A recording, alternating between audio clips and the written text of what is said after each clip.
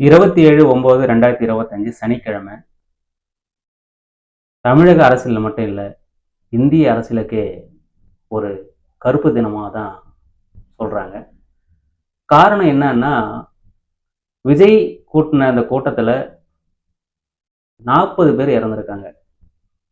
தமிழக அரசியல் மட்டும் இல்ல, இந்திய அரசியல்லயே ஒரு கட்சி கூட்டத்துல இறந்தது அதிகபட்சம் இந்த கூட்டத்துல தான் அப்படின்னு சொல்றாங்க. இந்த கூட்டத்துல இறந்தவங்களுக்கு காரணம் யாரு? இந்த சாவுக்கெல்லாம் காரணம் யாரு? திமுகவா? தாவேக்காவா? 2 கட்சியும் மாறி மாறி குற்றச்சாட்டுகள வச்சுன்னு இருக்காங்க. மாறி மாறி குற்றச்சாட்டுகள் வச்சாலும், போனது 40 உயிர்.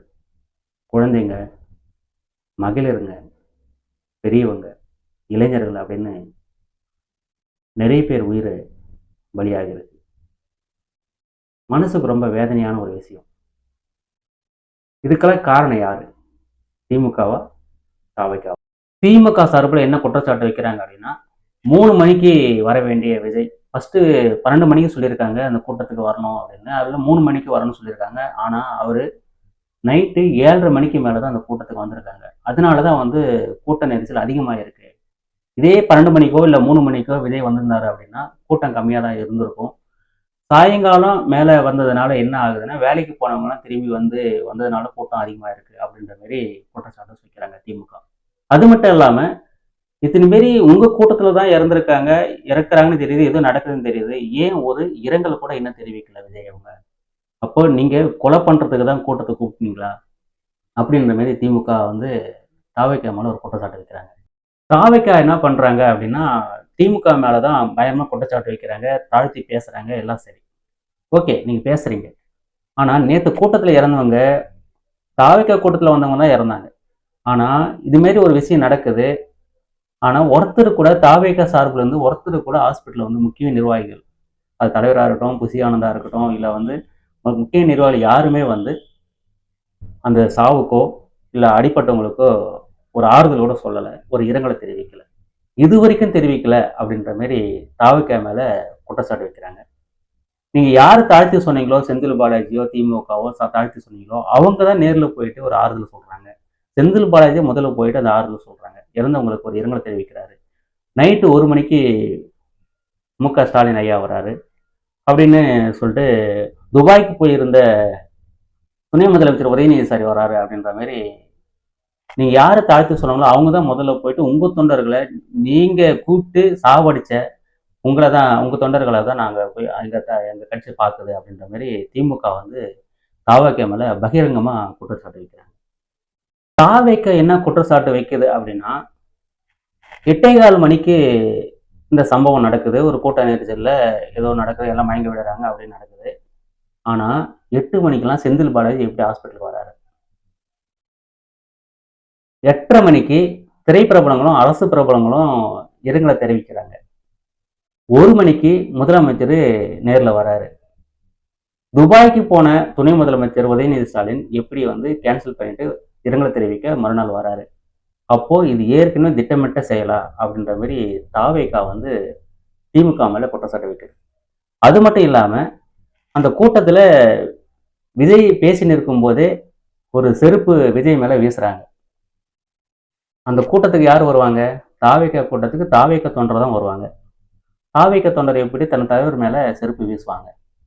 அப்போ வேணும்னே திமுக உள்ள நுழைஞ்சாச்சு. கலவரத்தை ஏற்படுத்துறதுக்காகவே திமுக உள்ள நுழைஞ்சு விஜய் மேல செருப்பு எடுத்து வீசுறாங்க. அதுலதான் தள்ளுமுள்ளி ஏற்பட்டு இவ்வளவு கூட்ட நெரிசல் உருவாக்கி அதனால வந்து இத்தனை உயிர் போனதுக்கு காரணம் திமுக தான் அப்படின்னு சொல்லிட்டு தாவேக்கா குற்றச்சாட்டு வைக்கிறது. கரண்ட் கட் பண்றாங்க. ஏன் கட் பண்றீங்க? குறுகலான இடத்துல ஏன் வந்து நீங்க கொடுக்குறீங்க? அப்படின்ற மாதிரி பல குற்றச்சாட்டுகளை வந்து தாவேக்கா வந்து திமுக மேல குற்றச்சாட்டுகளை வைக்கிறாங்க. திரு அண்ணாமலை சார் என்ன சொல்றாரு அப்படின்னா, குறுகலான இடத்துக்கு மீட்டிங் போடுறது நீங்க எப்படி பர்மிஷன் கொடுத்தீங்க அப்படின்னு சொல்லிட்டு தமிழக அரசு கேள்வி கேட்கிறாரு. அவங்களே கேட்டாலும் நீங்க கொடுக்கக்கூடாது, இந்த இடத்துல நீங்க போடக்கூடாது, ஏன்னா மக்கள் கூட்டம் அதிகமா இருக்கும், அதனால மக்களுக்கு வந்து பாதிப்பு ஏற்படும், அதனால நாங்க அந்த இடத்துல பர்மிஷன் தர மாட்டோம் அப்படின்னு நீங்க சொல்ல வேண்டியது அப்படின்னு சொல்லிட்டு தமிழக அரசு அவர் கேள்வி கேட்கிறாரு. பழனிசாமி ஐயா என்ன சொல்றாரு அப்படின்னா, எந்த கூட்டத்துக்கு பார்த்தாலும் நாங்க போடுற கூட்டமா இருக்கட்டும், இல்ல வந்து விஜய் சார் போடுற கூட்டமா இருக்கட்டும், எந்த கூட்டத்துக்கு இருந்தாலும் கூட்டத்துக்குள்ள எதுக்கு ஆம்புலேஷன் வருது? ஆம்புலன்ஸ் வர்றதுக்கு வேற வழியே இல்லையா? ஏன் இப்படி வந்து அந்த கூட்டத்தை கலைக்கிறதுன்றதுக்கே ஒரு ஆம்புலன்ஸ் ஓடுறீங்க? இது திட்டமிட்ட செயல் தான் ஆக்சுவலா. கூட்டம் நடந்து இருக்கும்போதே நெறைய ஆம்புலன்ஸ் வருது. எப்படி வருது? அப்படின்ற மாரி பழனிசாமி ஐயா வந்து அவரு ஒரு குற்றச்சாட்டு வைக்கிறாரு. இதுக்கெல்லாம் முழு முதற் காரணம் வந்து தமிழக அரசு தான் அப்படின்ற மாரி தமிழக அரசு மேல அந்த குற்றச்சாட்டு வைக்கிறாங்க. கூட்டம் நடக்கும்போது கரண்ட் கட் பண்ணிட்டாங்க அப்படின்ற மாரி தாவேகா சார்புல ஒரு குற்றச்சாட்டு வைக்கிறாங்க. அது காவல்துறை சார்பா என்ன சொல்றாங்க அப்படின்னா, அவங்க வந்து டிரான்ஸ்ஃபார்மர் மேல ஏறுறாங்க. கம்பத்து மேல ஏறுறாங்க. அதனால உயிர் சேதாரம் ஏற்படும் அப்படின்றதுனால தான் நாங்க வந்து கரண்ட்ட கட் பண்றோம் அப்படின்ற மாரி காவல்துறை சார்பா வந்து ஒரு குற்றச்சாட்டு வைக்கிறாங்க. காவல்துறை வந்து சரியான பாதுகாப்பு கொடுக்கல அப்படின்ற மாரி தாவேகா சார்புல ஒரு குற்றச்சாட்டு வச்சா, அவங்க என்ன சொல்றாங்க அப்படின்னா, நாங்க சொல்றத அவங்க கேட்க மாட்றாங்க. தாவேகாக்காரங்க நாங்க சொல்றத கேட்க மாட்றாங்க. மீறி பேசுனா நீங்க வந்து அடக்குமுறைக்கு பண்ண ஆரம்பிக்கிறீங்க. எங்கள அராஜகம் பண்ண ஆரம்பிக்கிறீங்க அப்படின்னு சொல்லிட்டு தாவேகாக்காரங்க காவல்துறை மேல குற்றச்சாட்டு வைக்கிறாங்க. நாங்க சொன்னாலும் அவங்க வந்து கேட்கிற மாரி இல்ல அப்படின்ற மாரி காவல்துறை ஒரு குற்றச்சாட்டு வைக்குது. என்னதான் மாறி மாறி குற்றச்சாட்டுகள் வச்சாலும், போனது என்னவோ 40 உயிர். என்னென்ன கனவுல அவங்க இருந்திருப்பாங்க. உண்மையிலே ஒரு வருத்தமான ஒரு விஷயம் தான் இது. இது மாதிரி சம்பவம் இனிமேல் நடக்காம தமிழக அரசோ, இல்ல மற்ற கட்சிகளோ கவனமாக இருந்து மக்கள் உயிர் மேல கவனத்த செலுத்தி, மக்கள் உயிர் மேல அரசியல் பண்ண வேண்டாம் என்று நெறைய பேரு மக்கள் இத கேட்டுக்கிறாங்க. ரொம்ப ஒரு வருத்தமான விஷயம். கஷ்டமா இருக்கு மனசுக்கு.